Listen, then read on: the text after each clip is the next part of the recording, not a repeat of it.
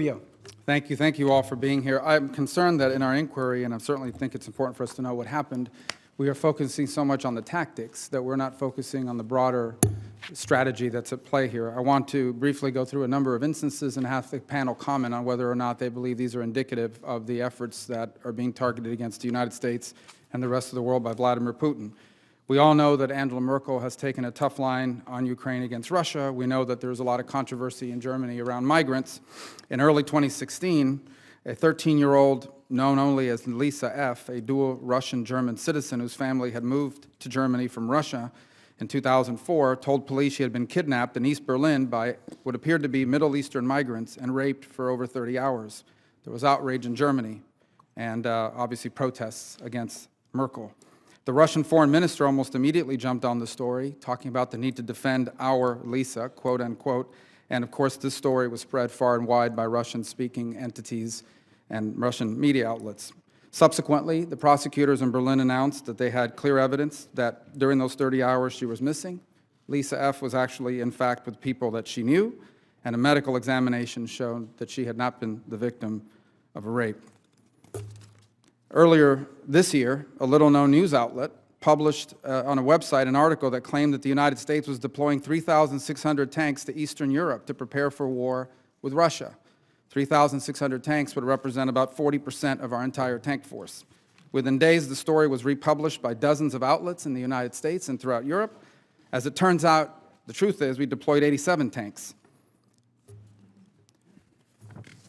There is, going all the way back to September 11th of 2015, residents in Louisiana awoke to a message, many of them did, on their Twitter feed that said, "Toxic fume hazard warning in this area until 1:30 p.m. Take shelter, check local media, and columbiachemical.com." On Twitter accounts, there were hundreds of accounts documenting a disaster right down the road from the people. One account said, "A powerful explosion heard from miles away happened at a chemical plant in Centerville, Louisiana." A man named John Merritt tweeted. Anna Rusella shared an image of flames engulfing the plant. @KSarah12 posted a video of surveillance footage from a local gas station capturing the explosion. Another Twitter account posted a screenshot of CNN's homepage showing the story had already made national news, claiming that ISIS had claimed credit for the attack, according to one YouTube video. A woman named @Zopok9, Anna McLaren is her name, I guess, tweeted at Karl Rove, "Karl, is this really ISIS responsible for the hashtag Colombian chemicals? Tell Obama we should bomb Iraq." Had anyone taken the trouble to check CNN, as this article in the New York Times outlines, there was no such attack. It was a hoax. Not some simple prank, as the article goes on to say, but a highly coordinated disinformation campaign involving dozens of fake accounts that posted hundreds of tweets for hours, targeting a list of figures precisely chosen to generate maximum attention. The perpetrators didn't just doctor screenshots from CNN, and I'm reading from the New York Times article, they also created functional clones of the websites of the Louisiana TV stations and the like. The list goes on and on. We should fully document it in our report to the American people. A false story spreading claiming that Germany's oldest church had been burnt down by 1,000 Muslims chanting Allah Akbar. Another story claiming that the European Union was planning to ban snowmen as racist. All of this, and we should begin to document them for the American people. Isn't this the larger problem? Let me just rephrase that.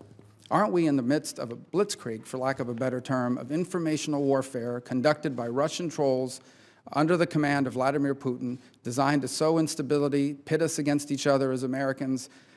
This same article, I don't have enough time, it goes on, they posted false stories about a police shooting in Atlanta that never happened, about a series of things. In essence, are we in danger here because we are focused on a very important tactical move that happened in the election of 2016 to miss the broader point? And that is that this is a coordinated effort across multiple spectrums to sow instability and to pit Americans against one another, politically, socioeconomically, demographically, and the like.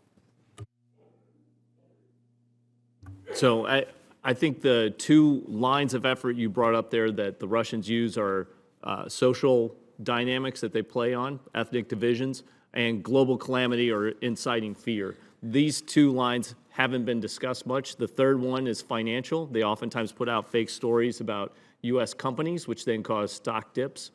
which allow all sorts of predatory trading and other things to happen. We've focused on disinformation around the political scene, but misinformation across the board, particularly from the Russian propaganda networks, has incited fear inside the United States on multiple occasions, as you noted. One last year there was a JFK terminal shut down about alleged gunshots. We watched social media trolls and gray outlets pump fake stories out, which ramped up that fear, which caused mass panic. So they have created the ability, by gaining audience in the United States, to steer Americans unwittingly in many different directions that can cause all sorts of danger and even violence in certain cases. I think the Pizzagate scandal that we saw last fall is another such example of misinformation, maybe not attributed to Russia, but we have a problem writ large right now with our information sources.